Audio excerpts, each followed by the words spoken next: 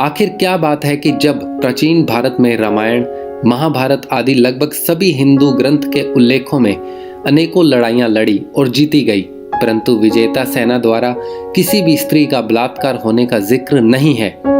तब आखिर ऐसा क्या हो गया कि आज के आधुनिक भारत में बलात्कार रोज की सामान्य बात बनकर रह गई है। श्री राम ने लंका पर विजय प्राप्त की, पर ना ही उन्होंने और ना ही उनकी सेना ने पराजित लंका की स्त्रियों को हाथ लगाया। महाभारत में पांडवों की जीत हुई, लाखों की संख्या में योद्धा मारे गए, पर किसी भी पांडव सैनिक ने किसी भी कौरव सेना की विधवा स्त्री को हाथ तक न लगाया। अब आते हैं ईसा पूर्व इतिहास में। 220-175 ईसा पूर्व में यूनान के शासक डेमेट्रियस प्रथम ने भारत पर आक्रमण किया। 183 ईस्वी पूर्व के लगभग उसने पंजाब को जीतकर साकल को अपनी राजधानी बनाया और पंजाब सहित सिंध पर भी राज किया, लेकिन उसके पूरे समय काल में बलात्कार का कोई जिक्र नहीं। इसके बाद यूक्रेटिदस भी भारत की ओर बढ़ा और कुछ भागों को जीतकर उसने तक्षशिला को अपनी राजधानी बनाया। बलात्कार का कोई जिक्र नहीं। डेमेट्रियस के वंश के मिनेंडर ने 9वें बौद्ध शासक बृहदर्थ को पराजित कर सिंधु के पार पंजाब और स्वात घाटी से लेकर मथुरा तक राज किया, परंतु उसके शासनकाल में भी बलात्कार का कोई उल्लेख नहीं मिलता। इसके बाद शंकों ने भारत पर आक्रमण किया। सिंध नदी के तट पर स्थित मीन नगर को उन्होंने अपनी राजधानी बनाकर गुजरात क्षेत्र के सौराष्ट्र, अवंतिका, उज्जैनी, गंधार, सिंध, मथुरा समेत महाराष्ट्र के बहुत बड़े भूभाग पर 130 ईस्वी से 188 ईस्वी तक शासन किया, परंतु इनके राज्य में भी बलात्कार का कोई उल्लेख नहीं। इसके बाद तिब्बत के युइशी कबीले की लड़ाकू प्रजाति कुषाणों ने काबुल और कंधार पर अपना अधिकार कायम कर लिया, जिसमें कनिष्ठ प्रथम नाम का सबसे शक्तिशाली सम्राट हुआ, जिसका राज्य कश्मीर से उत्तरी सिंध तथा पेशावर से सारनाथ के आगे तक फैला था। कुषाणों ने भी भारत पर लंबे समय तक विभिन्न क्षेत्रों में शासन किया, परंतु इतिहास में कहीं नहीं लिखा कि इन्होंने भारतीय स्त्रियों का बलात्कार किया हो। इसके बाद अफगानिस्तान से होते हुए भारत तक आए हुणों ने 520 एडी के समय काल में भारत पर अधिसंख्य बड़े आक्रमण किए और यहाँ पर राज भी किया। ये क्रूर तो थे, परंतु बलात्कारी होने का कलंक इन पर भी नहीं लगा। इन सब के अलावा भारतीय इतिहास के हजारों साल के इतिहास में और भी कई आक्रमणकारी आए, जिन्होंने भारत में बहुत मारकाट मचाई, जैसे नेपाल वंशी, शक्य आदि। पर बलात्कार शब्द भारत में तब तक शायद किसी को पता ही नहीं था। अब आते हैं मध्यकालीन भारत में, जहां से शुरू होता है इस्लामी आक्रमण और यहां से शुरू होता है भारत में बलात्कार का प्रचलन। सबसे पहले 711 ईस्वी में मोहम्मद बिन कासिम ने सिंध पर हमला करके राजा दाहिर को हराने के बाद उनकी दोनों बेटियों को यौन दासियों के रूप में खलीफा को तोहफे में भेज दिया। तब शायद भारत की स्त्रियों का पहली बार बलात्कार जैसे कुकर्म से सामना हुआ, जिसमें हारे हुए राजा की बेटियों और साधारण भारतीय स्त्रियों का जीती हुई इस्लामी सेना द्वारा बुरी तरह से बलात्कार और अपहरण किया गया। फिर आया 1001 ईस्वी में गजनवी। इसके बारे में ये कहा जाता है कि इसने इस्लाम को फैलाने के उद्देश्य से ही आक्रमण किया था।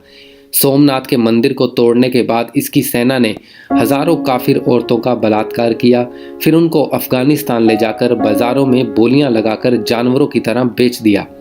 फिर गौरी ने 1192 में पृथ्वीराज चौहान को हराने के बाद भारत में इस्लाम का प्रकाश फैलाने के लिए हजारों काफिरों को मौत के घाट उतार दिया और उनकी फौज ने अनगिनत हिंदू स्त्रियों के साथ बलात्कार कर उनका धर्म परिवर्तन करवाया।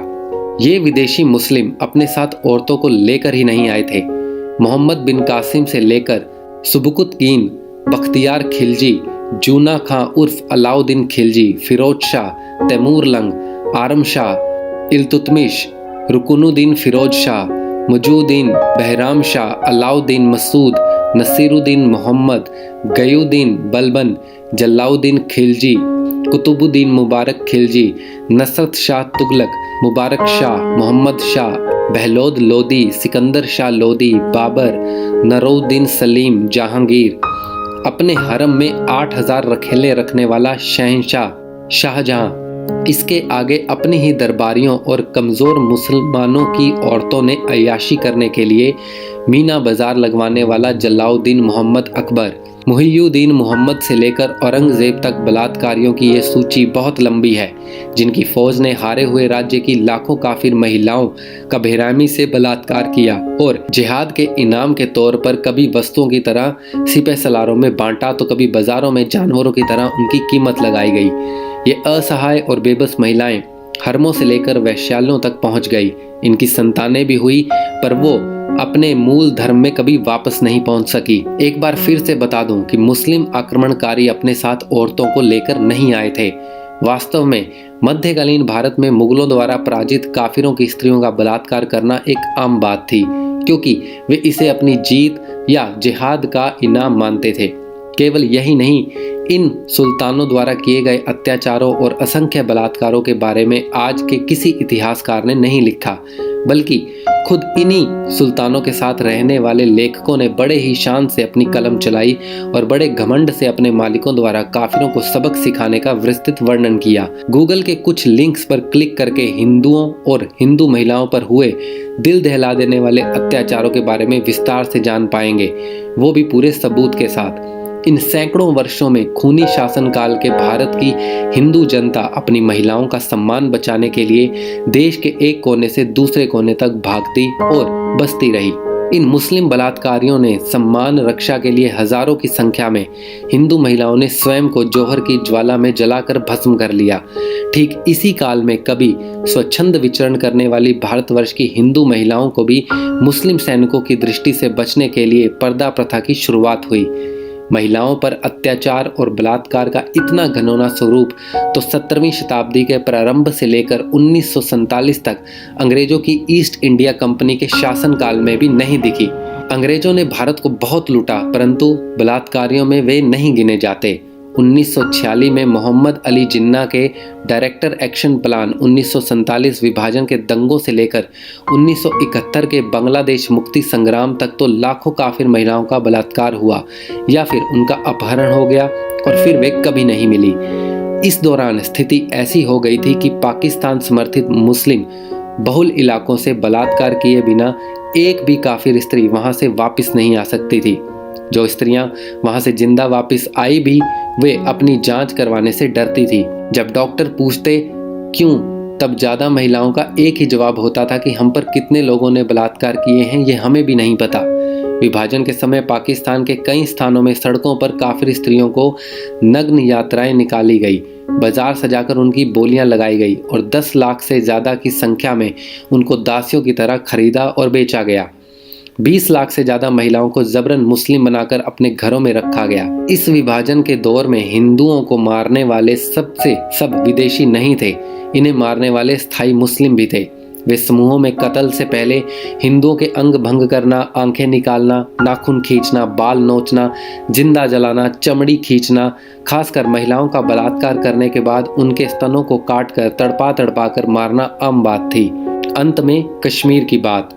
19 जनवरी 1990 सारे कश्मीरी पंडितों के घर के दरवाजों पर नोट लगा दिया गया, जिसमें लिखा था या तो मुस्लिम बन जाओ या मरने के लिए तैयार हो जाओ या फिर कश्मीर छोड़कर भाग जाओ, लेकिन अपनी औरतों को यहीं छोड़कर। लखनऊ के विस्थापित जीवन जी रहे कश्मीरी पंडित संजय बहादुर इस मंजर को याद करते हुए आज भी सिहर जाते हैं।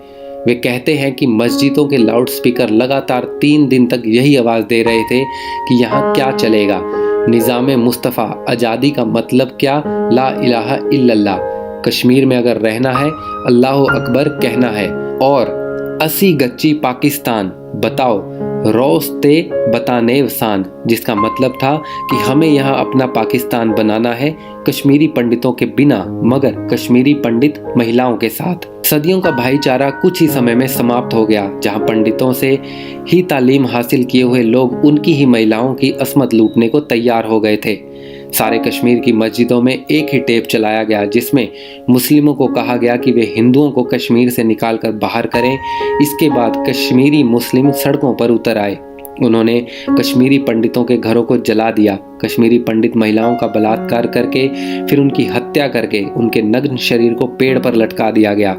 कुछ महिलाओं को बलात्कार कर जिंदा जला दिया गया और बाकी को लोहे की गर्म सलाखों से मार दिया गया।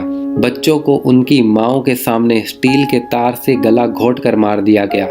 कश्मीरी काफिर महिलाएं पहाड़ों की गहरी घाटियों और भागने का रास्ता ना मिलने पर ऊंचे मकानों की छतों से कूद कूद कर जान देने लगी। घाटी में कई कश्मीरी पंडितों की बस्तियों में सामूहिक बलात्कार और लड़कियों के अपहरण किए गए।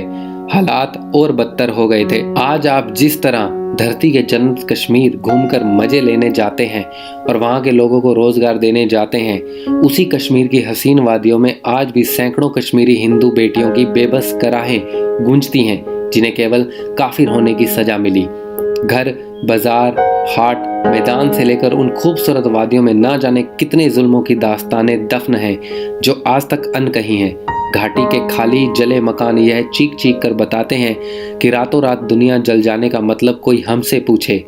झेलम का बहता हुआ पानी उन रातों की वहशियत का गवाह है जिसने कभी न खत्म होने वाले दाग इंसानियत के दिल पर लगा दिए। लखनऊ में विस्थापित जीवन जी रहे कश्मीरी पंडित रविंद्र कोत्रू के चेहरे पर अविश्वास की सैकड़ों लकीरें पीड़ा की शक्ल में उभरती हुई बयान करती हैं कि यदि आतंक के उन दिनों की घाटी की मुस्लिम आबादी ने उनका साथ दिया होता, जब उन्हें वहां से खदेड़ा जा रहा था तो उनके साथ कत्लेआम हो रहा था, तो किसी भी आतंकवादी में यह हिम्मत नहीं होती कि वह किसी कश्मीरी पंडित को चोट पहुंचाने की सोच पाता।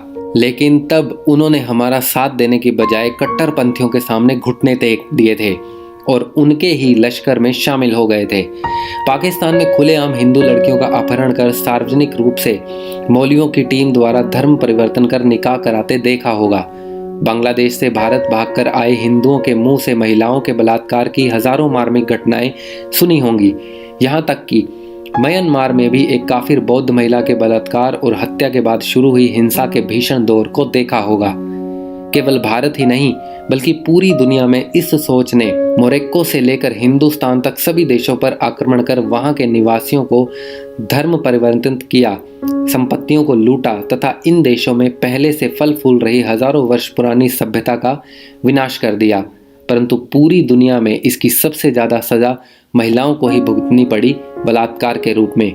आज सैकड़ों साल की गुलामी के बाद समय बीतने के साथ धीरे धीरे ये बलात्कार करने की मानसिक बीमारी भारत के पुरुषों में भी फैलने लगी है। जिस देश में कभी नारी जाति शासन करती थी, सार्वजनिक रूप से शास्त्रार्थ करती थी, स्वयंवर द्वारा स्वयं अपना वर चुनती थी, जिन्हें भारत में देवियों के रूप में श्रद्धा से पूजा जाता था, आज उसी देश में छोटी छोटी बच्चियों तक का बलात्कार होने लगा और आज इस मानसिक रोग का ये भयानक रूप देखने को मिल रहा है। तो दोस्तों, ये थी हमारी आज की जानकारी। उम्मीद करते हैं आपको बहुत पसंद आई होगी। ऐसी ही और जानकारी प्राप्त करने के लिए प्लीज़ हमारे चैनल को सब्सक्राइब करें और अपने सुझाव हमें कमेंट बॉक्स में भेजें। धन्यवाद।